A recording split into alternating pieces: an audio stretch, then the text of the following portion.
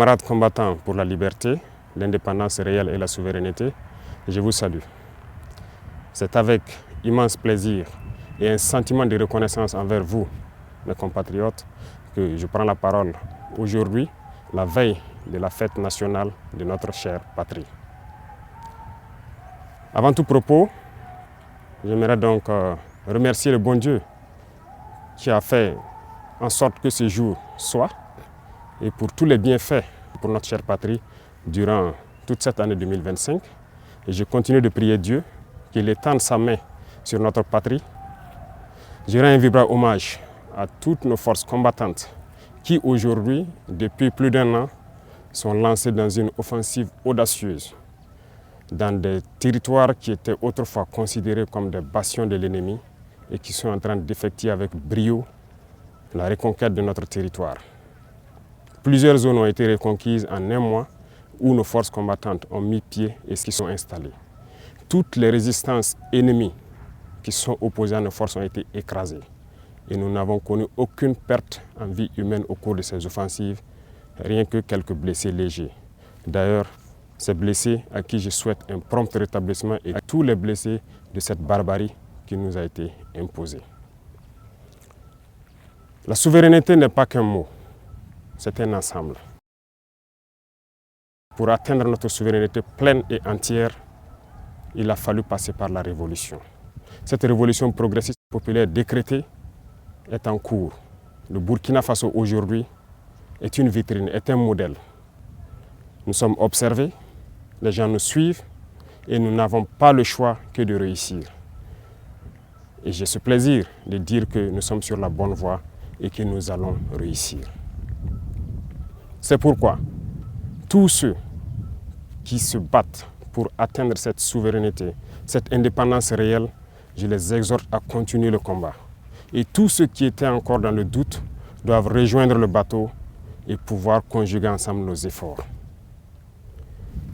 Tous ceux qui communiquent pour éveiller les consciences de nos populations doivent encore amplifier la communication, intensifier, redoubler d'efforts. Des exemples nous sont donnés à travers le monde, à travers l'Afrique. Ces organisations africaines qui brillent par leur médiocrité, qui ont des comportements aux antipodes de l'honnêteté, qui ont des comportements aux antipodes de l'africanité, sont des exemples palpables qui doivent nourrir les débats pour pouvoir éveiller les consciences des jeunes. À tous ces opérateurs économiques qui avaient l'habitude, depuis des décennies, d'exporter nos matières premières et de réimporter des matières finies, je les exhorte à changer de logiciel, à comprendre qu'il faut industrialiser notre patrie. C'est là la souveraineté. Ça créera de l'emploi et ça nous permettra de transformer nos matières premières et maintenant devenir exportateurs des produits finis. À tous ces enseignants, ces braves enseignants à qui je tire mon chapeau, qui se battent corps et âme pour transformer les tout-petits, les rendre plus patriotes, plus civiques, les rendre révolutionnaires dans l'âme, je vous exhorte à continuer ce travail parce que c'est par eux que nous pourrons maintenir le flambeau de notre patrie. À tous ces acteurs du monde de la santé qui font des prouesses aujourd'hui, qui hier nous croyions impossibles au Burkina Faso, je vous exhorte à continuer de vous battre. Nous serons de votre côté, nous allons vous appuyer autant que possible en matériel, en logistique, pour que vous continuiez à exprimer votre talent, à faire en sorte que ce qui se fait ailleurs puisse se faire ici.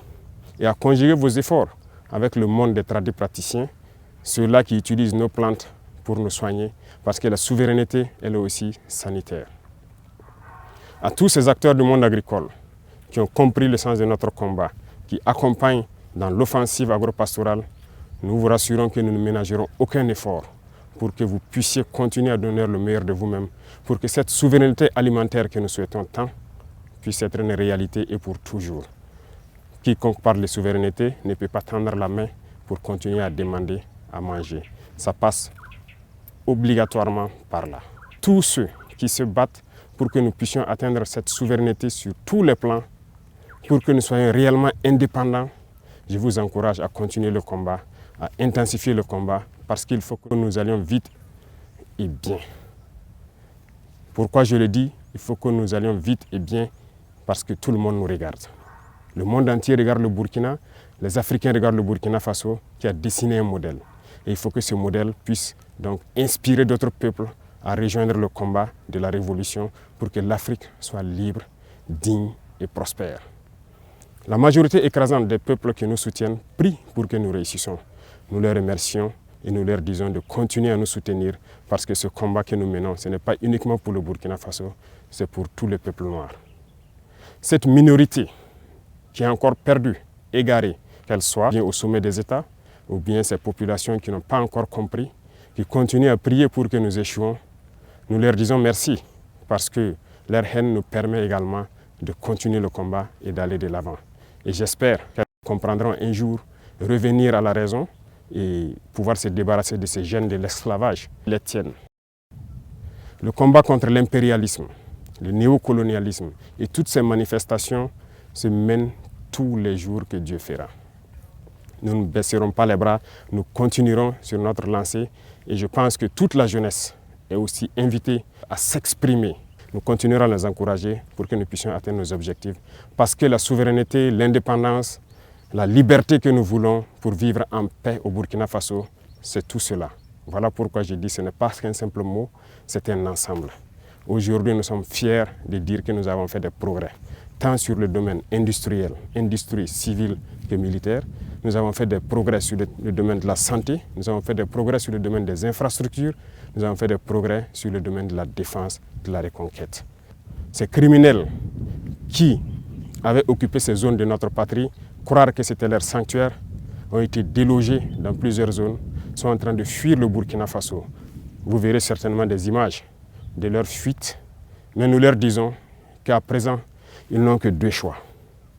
Fuir le Burkina Faso ou mourir, parce que les forces combattantes sont engagées dans cette offensive et ça va continuer. Nous allons poursuivre jusqu'aux limites de nos frontières et sécuriser le Burkina Faso pour que le Burkina Faso vive en paix, se développe, soit prospère, soit un modèle qui inspire les autres nations. Je vous souhaite une très bonne fête d'indépendance dans la sobriété, bien sûr, que ce soit une occasion de réflexion, de pouvoir discuter, d'échanger, de communier pour réfléchir à l'avenir de notre chère patrie et pour que le Burkina Faso soit un modèle. Je répète, le Burkina Faso doit être un modèle pour inspirer d'autres peuples. Vive le Burkina Faso, vive le pays des hommes intègres. Très bonne fête nationale à tout le monde. Je vous remercie. La patrie ou la mort, nous vaincrons.